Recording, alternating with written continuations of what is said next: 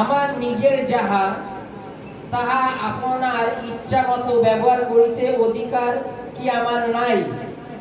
না আমি দয়ালু বলিয়া তোমার চক্ষু টাটাইতেছে। এইরূপে যাহারা শেষে তাহারা প্রথম হইবে, এবং যারা প্রথম তারা শেষে পড়িবে। Hallelujah, hallelujah. প্রতিনিয়ত বাইবেলের বাক্য আমাদের প্রত্যেককেই ইঙ্গিত করে। কি করে? আমাদের প্রত্যেককেই ইঙ্গিত করে। আমাদের যে ভুল ভ্রান্তিগুলো হয় সেগুলো শুধরানোর চেষ্টা করে, আমাদের জীবন চরিত্রটাকে পাল্টানোর চেষ্টা করে, তাই তো নাকি? আদৌ আমরা আমাদের জীবনে সঠিক চলছি কিনা সেটা নিদর্শন করে দেয় এই পবিত্র বাইবেল, চিহ্নিত করে দেয় যাকে বলা। বলো তো, সেলুনে, বিউটি পার্লারে এতগুলো কাঁচ লাগানো কেন থাকে? একটা কাঁচ লাগালো তো চারিদিকে কাঁচ থাকে তো নাকি? কোন দোকানে এত কাঁচ থাকে না, সেলুনে কেন থাকে?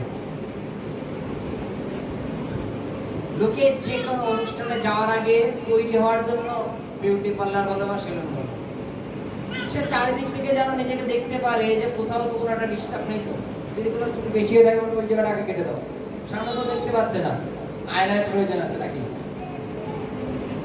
আজকে আমাদের জীবন শুধরানোর জন্য কিন্তু পবিত্র বাইবেল, জানো তো? আমরা কি সৎপথে চলছি কি চলছি না সমস্ত বিষয়ে যদি বৃত্তান্ত দেখি আমাদের বাইবেলে লেখা আছে।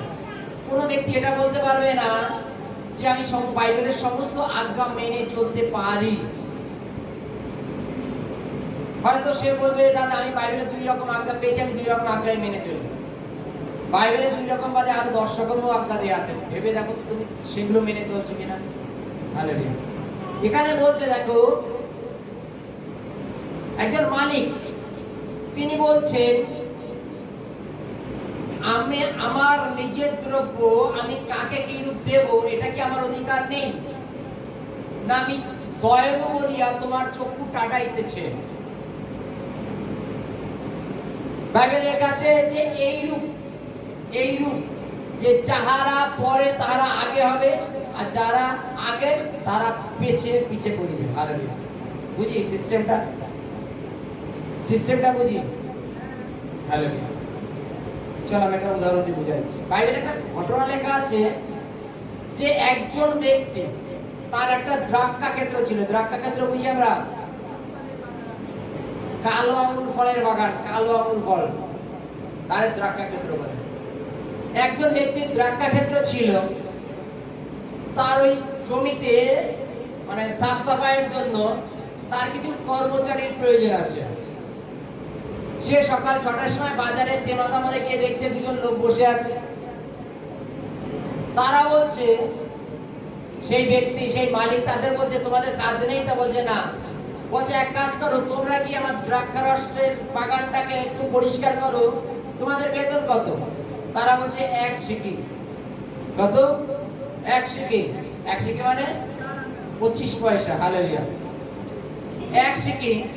তা বলছে, ঠিক আছে, তোমরা কাজ করো, যেমন কাজ করো, নিয়ে 5টার মতো কাজ করো, তোমাদের আমি 1 সিকি দিয়ে দেবো।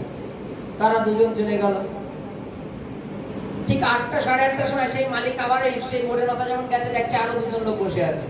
তাদের বলছে, বসে আছে কেন? তো বলছে, আমাদের কাজ নেই। বলছে, যাও আমার দ্রাক্ষা ক্ষেত্রে যাও, তোমাদের যা বেতন হয় আমি দিয়ে দেবো। ভালো কথা। মালিক আবার যখন 10টা, 11টার সময় মোড়ে মাথায় এসছে, তখন দেখছে আরো 2জন লোক বসে আছে। তা কি বলছে, তা তোমাদের কাজ নেই? তা বলছে, না। বলছে, যাও আমার ক্ষেত্রে কাজ করো, আমি তোমার ন্যায্য বেতন দিয়ে দেবো। আবার মালিক যখন 12টা, 1টার সময় এসছে, তখন দেখছে আরো 2জন বসা। মালিক তাদেরও নিল, নিয়ে বলছে, যাও কর্মস্থলে গিয়ে কর্ম করো, আমি তোমাদের বেতন দেবো। হালেলুয়া। এই যে 6টা, 8টা, 10টা, 12টা, এই যে 2জন করে বারবার আসা। প্রথম যে 6টার সময় যে 2জন ব্যক্তি এসছে, সেই 2জন ব্যক্তি কন্টিনিউ কাজ করার সাথে সাথে নিজেদের অঙ্ক কষে যাচ্ছে, তারা অঙ্কে ফার্স্ট ছিল। যদি আমাদের 4 আনা দেয়, যদি আমাদের চারা না দেয়, আমরা সকাল 6টা থেকে বিকেল 5টা পর্যন্ত কাজ করে যদি আমাদের চারা না দেয়, তাহলে এরা 8টার সময় আসছে, তাহলে এদের নিশ্চয়ই 2 পয়সা হলো কম দেবে, 23 পয়সা। যারা 10টার সময় আসছে তাদের দেবে 20 পয়সা, তাই তো নাকি? আর যারা 12টার সময় এসে তাদের দেবে হয়তো 15 পয়সা দেবে, কারণ তারা হাফ বেলায় কাজ করেছে, তারা অঙ্ক বসে যাচ্ছে। আর যদি প্রথম জনকে 1 সিকি দেয়, তাহলে ভেবে দেখো পরের জনকে 30 পয়সা দেবে, তারপরের জনকে 35 পয়সা দেবে, তাহলে আমরা কত পাবো? 40 পয়সা। বড় অঙ্ক, বুঝো তো নাকি? আর তাহলে আমরা কত পাচ্ছি? 40 পয়সা। এই দিক থেকে গেলেও আমরা বেশি পাচ্ছি, ওই দিক থেকে গেলেও আমরা বেশি পাচ্ছি। অঙ্ক কষা হয়ে গেছে, কারণ আমরা বেশি কাজ করছি, মানে সকাল 6টার সময় কাজ করছি।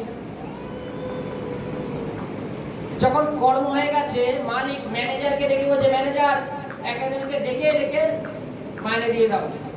যে 12টার সময় এসছে তাকে বলছে, এখানে আসো, এই নাও তুমি 1 সিকি নাও, নিয়ে চলে যাও। 1 সিকি করে দিল, তারা চলে গেল। তাহলে ভেবে দেখো লাস্টের লোকে যারা প্রথম সকাল 6টায় এসেছিল তাদের মধ্যে কি ভাবনা আসতে পারে? যদি 12টার সময় এসে যদি ওদের 1 সিকি দেয়, তাহলে আমরা তো 6টায় এসে দিলে আমরা কত পাবো? ভাবা হয়ে গেছে কিন্তু 5 পয়সা করে 4% বেশি হলেও তো 20 পয়সা বেশি আছে, 45 পয়সা তো পাবো। তৃতীয় জন যাদের 10টার সময় এসেছিল তাদের ডেকেও ঠিক ওই একই 1 সিকি করে দিল, তারা আনন্দে নিয়ে চলে গেল, আনন্দে নিয়ে চলে গেল। প্রথম ব্যক্তি আনন্দ নিয়ে চলে গেল, দ্বিতীয় ব্যক্তিরা আনন্দ নিয়ে চলে গেল, এরা বিরোধ করলো না। তৃতীয় যারা 8টার সময় এসেছিল তাদের ওই 1 সিকি করে দেওয়া হলো, সেও আনন্দের সহিত নিয়ে চলে গেল। এবার যখন যারা 6টার সময় আসছে, তাদের যখন দেওয়ার সময় আসছে, তারাও মালিক তাদের কি করেছে? তাদেরও 1 সিকি করে দিয়েছে। তারা বলছে আমরা নেব না, আমরা নেব না। কেন?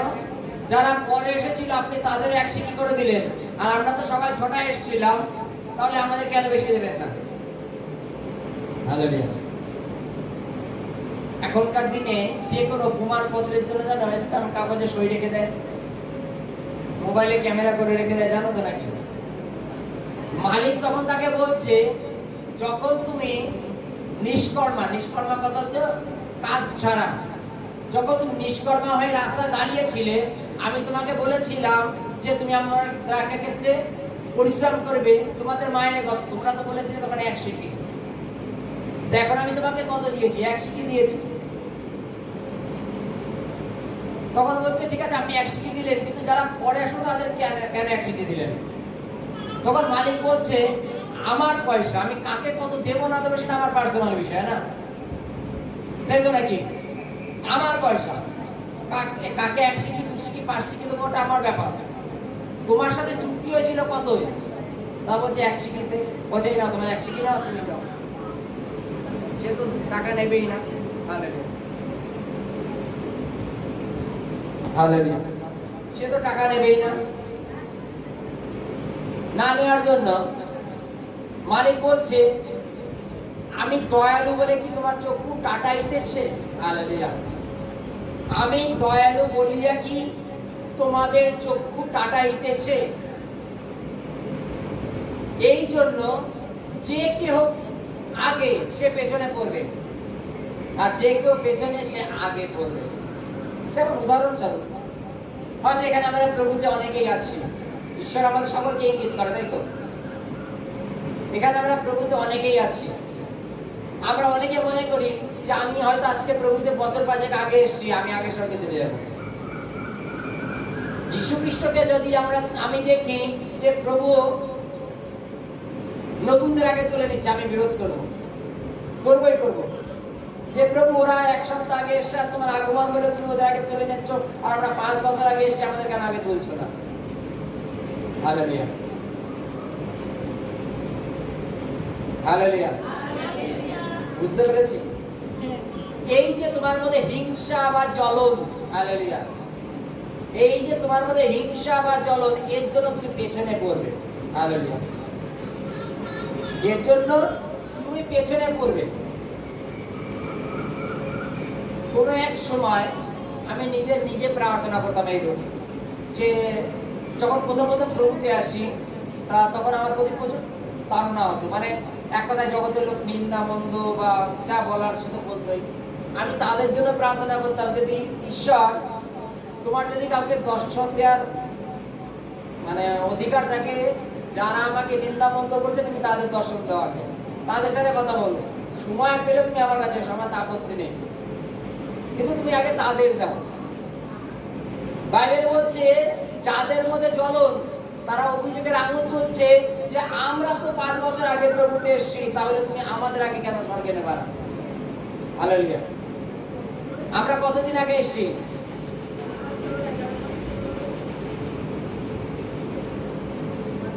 যারা আগে এসে তার আগে যাবো তো। হালেলুয়া। মালিক যারা 12টার সময় কাজে এসেছিল, তাদের যখন এক শিখিয়ে দিল, তারা আনন্দের সহিত চলে গেছে, কোনো অভিযোগ করেনি। 10টার সময় যারা এসেছিল, তারা যখন দিয়েছে, তারা আনন্দের সহিত চলে গেছে।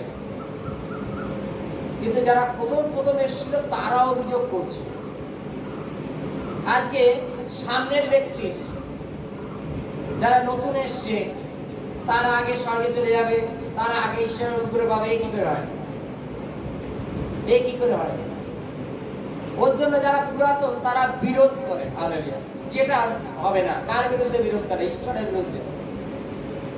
মালিক কি বলছে? আমি দয়ালু বলিয়া কি তোমার চক্ষু কাটাইতেছে? মালিক বলছে আমি যে দয়াবান ঈশ্বর, তার জন্য তুমি আমার প্রতি যা খুশি তাই করতে পারো। আমার কি অধিকার নেই আমি কাকে আগে স্বর্গে নেব, কাকে পরে নেব? অধিকার নেই। আজকে উদাহরণ, এখানে প্রত্যেক ব্যক্তি মনে করে তার নিজের পার্সোনাল টাকা আছে, তা তোমার কি ইচ্ছা হয় না যে তুমি কোন ভিখারিকে কত দেবে না দেবে? অধিকার নেই তোমার, নাকি অন্য ব্যক্তিকেও বলে দেবে? তোমার অধিকার আছে যে তুমি কাকে কতটা কি দেবে। আগে আজকে ঈশ্বর বাইবেল আমাদের প্রত্যেককে এটাই চেতনা দিচ্ছে যে আমরা হয়তো 5 বছর 7 বছর আগে এসেছি বলে আমরা আগে উপরে উঠবো, এটা যেন না করি। এই হিংসা ভাবটা যেন না হয়। তাহলে আমাদের প্রতি সেটা বলবে, যারা পরে এসেছিল তারা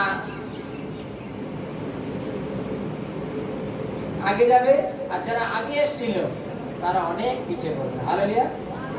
জয় যিশু।